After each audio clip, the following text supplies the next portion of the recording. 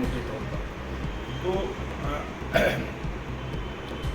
दो चीज़ें हैं कृषि जो लैंडलेस डिजेंडल लोग होते हैं, उसमें एक पूरा रहे हैं कि हम बिल्कुल मोटे तौर पर वो असंक्रमणीय भूमिधर होता है, उस द्वितीय श्रेणी का भूमिधर माना जाता है। संक्रमण भाई ऑपरेशन आप हुआ तो वो भूमिधर बन गए। इधर बीच में चाहे वो आप कह सकते हैं, हमारा तो ये कि विद द कन्वीनियंस मतलब जो ऑफिशियल्स है, रेवेन्यू ऑफिस को किसी से कंप्लेंट डलवाया जाता है और फिर पूरी प्रोसीडिंग गलत इंटरप्रेट करके, गलत व्याख्या करके उन ज़मीनों की, एक ज़मीन हाँ इसी जो पट्टे की ज़मीनें थीं किस तरीके से उसको एक तरीके से हथिया लिया था प्रशासन ने एक तरीके से किसानों के कब्जे से। अब कोर्ट ने क्या कुछ कहा है और क्या डिमांड की गई थी आपकी तरफ से? ये पूरी ख़ास तौर से संभल जो बदायूं से बना हुआ ज़िला है, वहाँ की एक तहसील है गुन्नौर तहसील में इस तरह के बहुत सारे मामले प्रकाश में आए हैं, जिसमें ये है कि जो 90 के दशक में ज़मीनें भूमिहीन किसानों को कृषि कार्य हेतु ज़मीनें अलॉट की गई थी, उन ज़मीनों को जो CH 41 के तहत उन्हें ढाक लैंड के रूप में दर्ज किया गया था और उनको किसानों ने कृषि योग्य बनाया। समय के साथ वो बाई ऑपरेशन ऑफ लॉ भूमिधर डिक्लेयर हो गए। लेकिन इधर डेढ़ दो साल में प्रशासन ने इस तरह से त्वरित प्रक्रिया करके उन ज़मीनों पर कंप्लेंट कराया गया और कंप्लेंट के आधार पर उन ज़मीनों को 132 की ज़मीन मनमाने ढंग से उनकी व्याख्या करते हुए डिक्लेयर करके किसानों के पट्टे निरस्त कर दिए गए।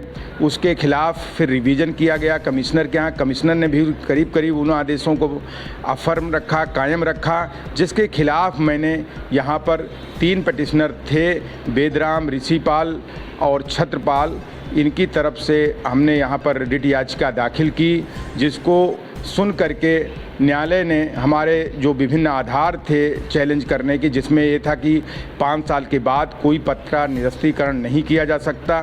दूसरा ये था कि जो भी आदमी कंप्लेंट कर रहा है वो क्या व्यथित व्यक्ति है कि नहीं, अग्रीव्ड पर्सन है कि नहीं, और इसके अलावा क्या जो मटेरियल ऑफ दिए गए हैं एप्लीकेशन में वो पर्याप्त हैं। इन सब को देख करके इनके आधार पर एविडेंस ले करके तभी निरस्त किया जाना चाहिए। एक पूरी उसकी प्रक्रिया रेवेन्यू कोड की धारा 128 में तय की गई है, उसका अनुपालन हर रेवेन्यू अथॉरिटी के लिए आवश्यक है, जिसका ये ध्यान किए बिना मनमाने ढंग से ये पट्टे निरस्त किए गए।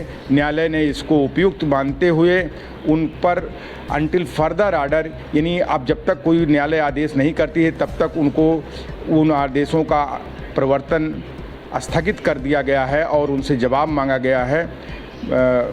ये पूरा मामला था और इस दिनों में जवाब देना होगा। जब 4 हफ्ते का समय उनको दिया गया है जवाब देने के लिए। कितने लोग इससे प्रभावित थे? इससे बड़ी संख्या में वहाँ पर लोग प्रभावित हैं। अभी तक तो 3 की पिटीशन मैंने की, 2-3 पिटीशन और फाइल हुई हैं। दौली, लोकेश कुमार, सियाराम, इस तरीके से वहाँ जो सूचना है, बड़ी संख्या में लोगों के पट्टे प्रशासन के मनमानेपन से प्रशासन निरस्त कर रही है उन भूमिहीनों का, जिनके पास कृषि और आय के कोई दूसरे स्रोत नहीं है। न्यायालय ने इसको बहुत गंभीरता से लिया है। मेरा मामला जस्टिस मनीष कुमार निगम साहब के यहाँ था, जिन्होंने इस पर सुनवाई करके और तत्काल अंतरिम आदेश पारित किया। मैं रमेश कुमार, अधिवक्ता, उच्च न्यायालय।